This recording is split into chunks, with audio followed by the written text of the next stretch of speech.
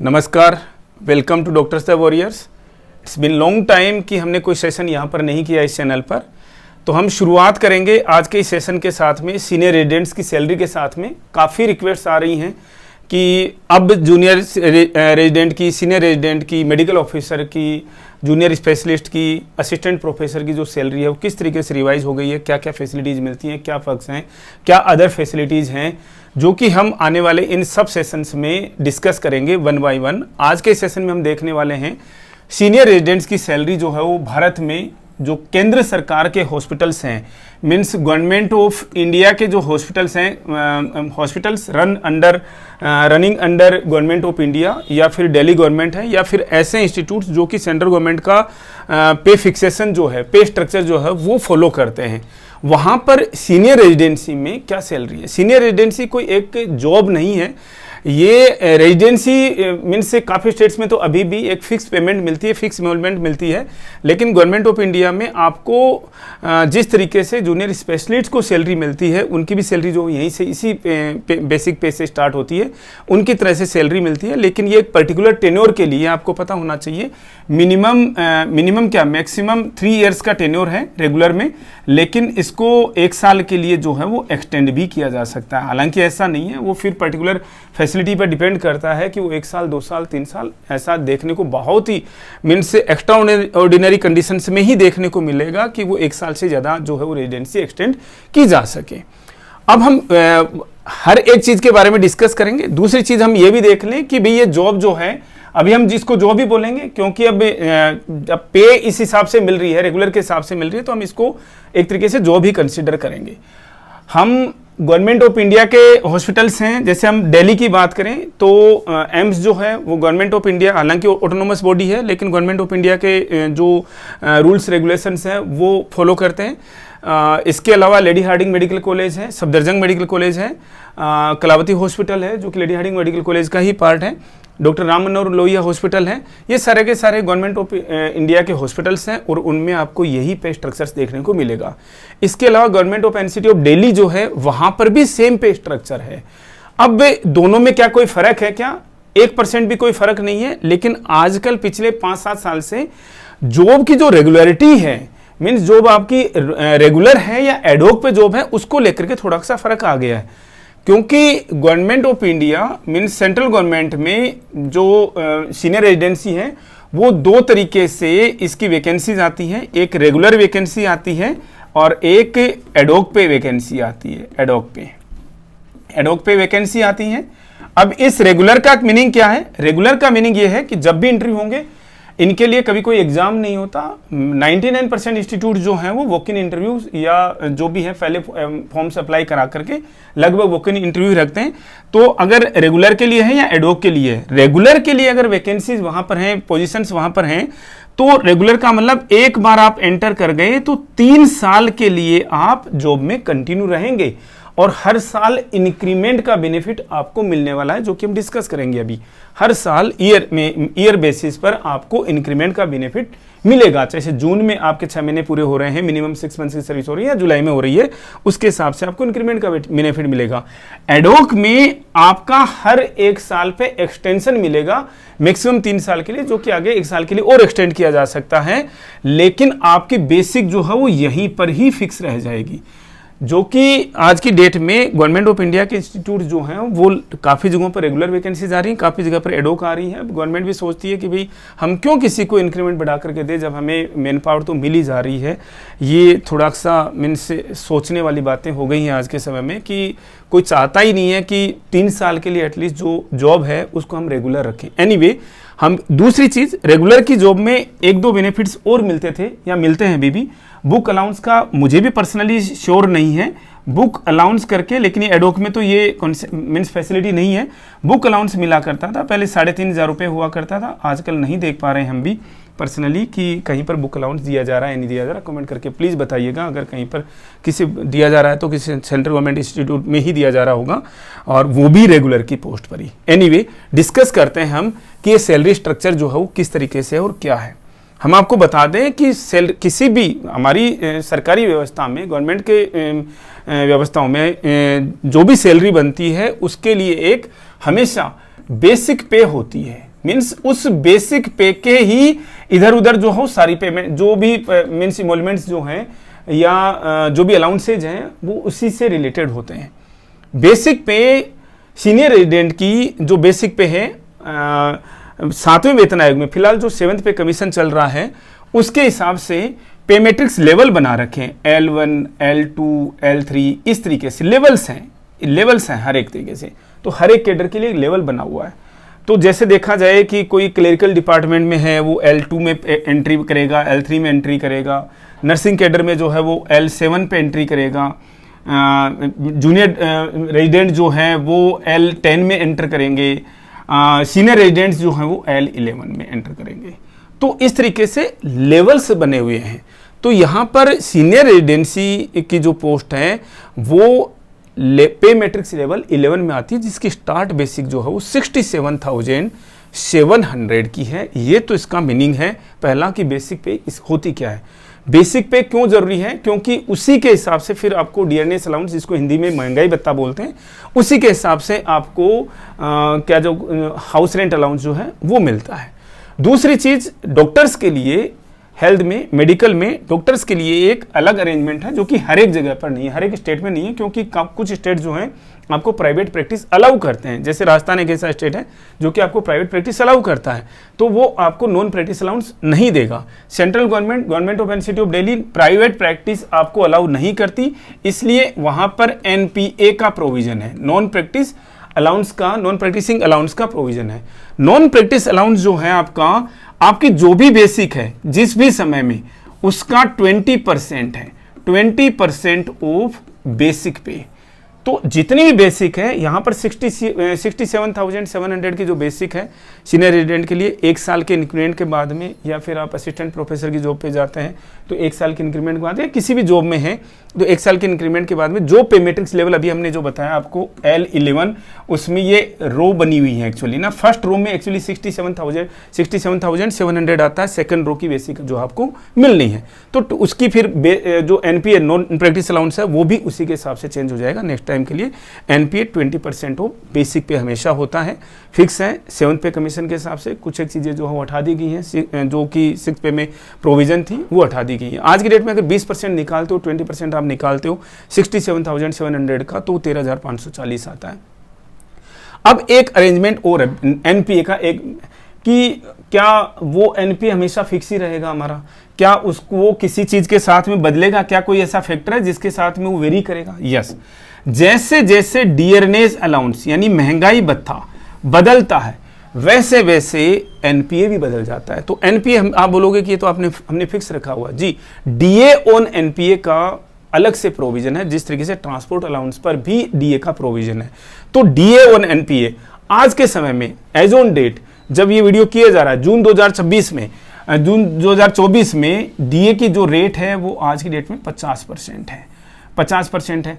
अब ये DA NPA का 50% अगर आप निकालेंगे, उसके डीए देखेंगे आप, तो उसका ठीक आधा जो 6,740 रुपये होता है वो आपको अलग मिलेगा। कल को जुलाई नेक्स्ट मंथ का ड्यू हो जाएगा, जो कि सितंबर में अनाउंस हो जाएगा, डिक्लेयर होगा, तो वो डीए 53% या 54% जो है तो आपका ये डीए ऑन एनपीए बदल जाएगा। ये नहीं बदलेगा, बेसिक तभी बदलेगी जब एक इंक्रीमेंट के बाद में, एनपीए तभी बदलेगा जब आपकी बेसिक जो है वो चेंज होगी, अदरवाइज नहीं होगी। अगर यदि आप एडोक पे हैं तो आपकी बेसिक चेंज नहीं होने वाली है। Dearness allowance 50% DA. आप बोलेंगे कि वापस ये कैसे आ गया, ये एनपीए पे था। ये डीए जो है वो बेसिक का 50% है, बेसिक पर 50% डीए, कल को चेंज होगा 54% हो जाएगा, तो ये चेंज हो जाएगा जिस भी समय में चेंज होगा। आज की डेट में अगर आप डीए निकालते हैं 50% 67,700 का, तो 33,850 रुपये, 33,850 जो है आपका डीए है सीनियर रेजिडेंट्स के लिए। एचआरए हाउस रेंट अलाउंस, आपको बता दें कि अलग अलग कैटेगरी की सिटीज जो हैं भारत में 3 कैटेगरीज में सिटीज को बांटा हुआ है, डिवाइड किया हुआ है, X Y Z category city. पहले मेट्रो सिटीज एक्स कैटेगरी के अंदर 4 ही सिटी आती थी, अब सिटीज जो है वो बढ़ा दी हैं। पहले दिल्ली, मुंबई, कोलकाता और चेन्नई आते थे, अब जो है काफ़ी सारी सिटीज जो हैं वो इस कैटेगरी के अंदर आती हैं। तो एक्स कैटेगरी की जो भी सिटीज हैं वहाँ पर डीए जब भी, अभी ये भी थोड़ा सा कन्फ्यूजन हो रखा है, जो 7th पे में जो उस समय का ऑफिस मेमोरेंडम है उसमें एक चीज़ कही गई थी कि जब भी डीए 25% हो जाएगा तो हाउस रेंट अलाउंस जो है वो 24% जो पहले था वो 27% हो जाएगा, जो कि ऑलरेडी रनिंग था। जब भी डीए 50% क्रॉस कर जाएगा तो जो हाउस रेंट अलाउंस है वो 30% हो जाएगा। चूंकि अभी डीए जो है वो 50% ही है, तो इंस्टीट्यूट्स में जो कि अभी 2 महीने पहले से ये हाउस रेंट चेंज हो जाना चाहिए था, हालांकि हमने यहाँ पर 30% के हिसाब से ही लगाया है। यदि अभी भी चेंज नहीं होता है, क्योंकि इसको मीन्स एक तरीके से डिकोड नहीं कर पाओ। डिकोडिंग क्या है, वो गवर्नमेंट ने रूल बना दिया, क्लेरिकल में थोड़ा सा इशू रहता है कि कोई देना नहीं चाहता, अदरवाइज वो जुलाई के महीने से मिल नहीं जाना। अब तो 1% बढ़ते ही कि वो इसको ऐसे इंटरप्रेट कर रहे हैं कि साहब ये तो क्रॉस होने पर, टच करने का नहीं लिखा हुआ, क्रॉस करने का लिखा हुआ है, तो 50% डीए अभी तक क्रॉस नहीं हुआ, अभी 50% पर, ये तो हम नहीं देंगे। लेकिन हमने जुलाई के डीए के हिसाब से हमने आपको सैलरी बताई है कि जुलाई में जो हाउस रेंट डीए जो है वो 50% से क्रॉस हो जाएगा, 54% तो मिनिमम है, हो ही जाना है। तो हाउस रेंट अलाउंस जो आपका 30% और 30% किसका होगा, ये बेसिक का, बेसिक 67,700 का बेसिक अगर आप निकालते हैं तो 20,310 रुपये आपका हाउस रेंट अलाउंस होगा। अगर आप एडोक पर हैं तो 3 साल में इसमें कोई भी चेंज नहीं होगा, यही रहने वाला है। ट्रांसपोर्ट अलाउंस हर एक लेवल के हिसाब से, हर एक लेवल के हिसाब से फिक्स है। 7200 L11 के लिए 7200 ट्रांसपोर्ट अलाउंस आता है, और उसके ऊपर क्या वो फिक्स रहेगा, जी नहीं। जैसे जैसे डीए बढ़ेगा, आज की डेट में 50% है, कल को 54% हो जाएगा तो डीए बढ़ जाएगा। 50% निकालेंगे तो 4200 का 50% कितना होता है, 3600 होता है। ये दोनों मिला करके आज की डेट में 10,800 का जो है वो डीए बनता है। हमने अलग अलग ब्रेकअप आपको इसका करके बता रखा है यहाँ पर। ये टोटल पेमेंट ग्रॉस पे बनती है एक सीनियर रेजिडेंट की 1,52,970 रुपये। अगर आप किसी एक्स कैटेगरी सिटी के अंदर रिक्रूट होते हैं, पहली चीज़। दूसरी चीज़, अगर आप मीन्स कंप्लीटली जो आपकी जो मीन्स कोई इनकम टैक्स का डिडक्शन नहीं है, जिसको हम थोड़ा सा डिस्कस करेंगे अभी, फिर लेटर ऑन सेशंस में हम देखेंगे कि इनकम टैक्स के स्लैब्स किस तरीके से आप कहाँ पर इनकम टैक्स बचा सकते हैं, कौन कौन से सेक्शंस हैं इनकम टैक्स में जो कि आपके लिए फ़ायदेमंद है, बेनिफिशियल है। ऐसा भी नहीं कि आप कहीं पर आपने अपने फंड्स को जो है वो ब्लॉक करके रख दिया। अगर आप किसी एक्स कैटेगरी सिटी में रिक्रूट होते हैं, आज की डेट में रिक्रूट होते हैं, तो आपकी डे 1 की सैलरी जो है वो ये बनेगी ग्रोस पे 1,52,970 रुपये। अब आपका इसमें चूंकि ये कोई रेगुलर जॉब नहीं है, रेगुलर का मतलब आप कहेंगे कि अभी तो रेगुलर बता रहे थे हम, अगर आप 3 साल के लिए रेगुलर भी रिक्रूट होते हैं तो गवर्नमेंट सर्विस में आप 60 साल की या 65 साल की सर्विस के लिए रेगुलर सर्विस में नहीं है, रेगुलर रिक्रूटमेंट नहीं है आपकी। ये कोई फिक्स टेन्योर के लिए आपकी रिक्रूटमेंट है। तो आपकी कोई भी पेंशन फंड के लिए, क्योंकि आज की डेट में नेशनल पेंशन स्कीम के तहत कॉन्ट्रीब्यूटरी पेंशन स्कीम है, जो कि आपका कंट्रीब्यूशन आपको देना होता है बेसिक प्लस डीए का। अगर आप कभी रेगुलर जॉब पे आओगे, असिस्टेंट प्रोफेसर की पोस्ट पे जब भी कभी आप रिक्रूट होंगे, तो आपका फिर ये सीपीएस करने लगेगा। तो फिलहाल कोई सीपीएस की कोई वो कंट्रीब्यूशन नहीं जाएगी। कोई आपकी हेल्थ फैसिलिटी के नाम पर कोई आपकी कंट्रीब्यूशन जो है वो नहीं जाएगी। अगर आप रेगुलर रिक्रूट होते हैं, अभी वापस रेगुलर केस के लिए एसआरशिप में अगर रेगुलर रिक्रूट होते हैं, तो यस, आपका सीजीएचएस का या डीजीएचएस का जो है कार्ड बनेगा, जिसकी आपकी जो पर मंथ की जो कंट्रीब्यूशन है वो जाएगी 650 से 850 रुपये के करीब में वो जाएगी। और उसके हिसाब से आपको जो भी एम्पेनल्ड हॉस्पिटल्स हैं उनमें फ्री ट्रीटमेंट की, आप और आपके डिपेंडेंट्स के लिए फ्री ट्रीटमेंट की फैसिलिटी जो है वो अवेलेबल होगी। कैशलेस नहीं होती है, वो मीन्स रिम्बर्स होता है जो भी अमाउंट है। इसके अलावा जो डिडक्शंस हैं उनमें बड़ा पार्ट आपका तो एक ही मीन्स सेक्शन आता है, जो कि इनकम टैक्स। इनकम टैक्स आप इस सैलरी के हिसाब से ऑब्वियस सी बात है देखेंगे तो पर ईयर के हिसाब से जब सैलरी आपकी जाती है तो वो लगभग 20 लाख के करीब चली जाती है। तो ऑब्वियस सी बात है आपका मैक्सिमम पोर्शन जो सैलरी का वो 30% वाली उसमें स्लैब में जो है वो आ जाता है। ठीक है, जिसके लिए हम सेपरेट सेशंस करेंगे इनकम टैक्स का जो है वो किस तरीके से क्या प्रोविज़न है। और आगे के लिए अब तो सेशन बदल गया है, मीन्स फिनंशियल ईयर बदल जाएगा आने वाले मंथ में जो बजट आएगा, और उसके हिसाब से वो खैर आगे के लिए होगा। अभी तो जो रनिंग मीन्स जो बजट था, इंटरिम बजट था, उसमें जो भी प्रोविजंस थे वही इनकम टैक्स की जो चीज़ें हैं वो अभी तक चलती रहेंगी। एनीवे हम इनकम टैक्स पे भी सेपरेटली सेशंस करेंगे कि इनकम टैक्स पे आप किस तरीके से जो है वो काम कर सकते हैं अपनी सैलरी में, क्योंकि इस सैलरी के हिसाब से हम आपको बता दें, रफ बता देते हैं। एनीवे अगर आप सेक्शन 80C में लिमिट है, आप मैक्सिमम 1,50,000 रुपये सेव कर सकते हैं। आप कहेंगे क्या इससे ज़्यादा सेव नहीं कर सकते? कि आप 5 लाख सेव कर लीजिए। आपका जो एडमिसिबल अमाउंट है जो एटीसी में वो 1.5 लाख रुपए ही होगा। आपने चाहे से 5 लाख रुपए सेव दिखा दिए, आपने पीपीएफ में सेव कर लिए 1.5 लाख रुपए, आपने 2 लाख की कोई इंश्योरेंस पॉलिसी ले ली और कहीं पर सेव कर दिया, कहीं म्यूचुअल फंड में लगा दिया, टैक्स सेविंग म्यूचुअल फंड में लगा दिया, टैक्स सेविंग एफडी में लगा दिया, चाहे 10 लाख रुपए भी लगा दिए, लेकिन उसका जो एडमिसिबल अमाउंट है एग्जाम्पशन के लिए 1.5 लाख रुपए ही है। ठीक है, इसके लिए अलावा आपके पास मान लीजिए कोई हेल्थ इंश्योरेंस पॉलिसी है, यहाँ के अलावा आप एडोक पे ही हैं तो ऑब्वियस सी बात है, ये तो है नहीं, हेल्थ इंश्योरेंस पॉलिसी है 10, 15, 20 हज़ार रुपये की वो पॉलिसी हो सकती है। ठीक है, और इसके अलावा आप हाउस रेंट जो है वो दिखला सकते हैं। स्टिल आपका जो इनकम टैक्स जो है वो 22 से 25 हज़ार रुपये, आप कुछ भी कर लीजिए, इतना तो आपका जाएगा ही जाएगा। पर मंथ का डिडक्शन इतनी, तो 22 से 25 हज़ार रुपये की आपकी पर मंथ की डिडक्शन, इसके ऊपर स्टैंडर्ड डिडक्शन जो है वो होनी है मिनिमम 22 हज़ार रुपये इस सैलरी के हिसाब से। तो इफेक्टिव इन हैंड सैलरी जो है आपको टेक होम सैलरी जो है आपकी 1,30,000 रुपये इस हिसाब से बनती है। आई होप सभी लोग ये समझ रहे होंगे कि सैलरी का स्ट्रक्चर क्या होता है, इसमें कोई रॉकेट साइंस नहीं है। ठीक है, जिन चीज़ों से हम अनभिज्ञ रहते हैं, हमारा कोई नाता ही नहीं होता कि ऐसा अकाउंट्स वालों का काम है, इसलिए हम उन चीज़ों को देख नहीं रहे होते हैं, चीज़ें कैसे बदलती हैं। 2-3 इसके जो ब्रेकअप जब हम देखते हैं तो 2-3 चीज़ें ही हैं। एनपीए जो है वो बेसिक पे का 20% किया हुआ, और एनपीए हर बार डीए के साथ में बढ़ता रहता है, तो ये चीज़ इंपॉर्टेंट है। डीएनएस अलाउंस हर 6 महीने के अंदर रिवाइज होता है, आपको पता होना चाहिए। एवरी जनवरी, हर एक कैलेंडर ईयर के जनवरी और जुलाई में जो है वो डीए बदल जाता है। आज की जो भी महंगाई जो उसके हिसाब से चल रही है, मिनिमम 3 से 4% ये बढ़ी जाता है, 3, 4, 5%। इससे ज़्यादा महंगाई तो बढ़ी भी नहीं रही, कागज़ की बात होती है, पेपर में देखना होता है।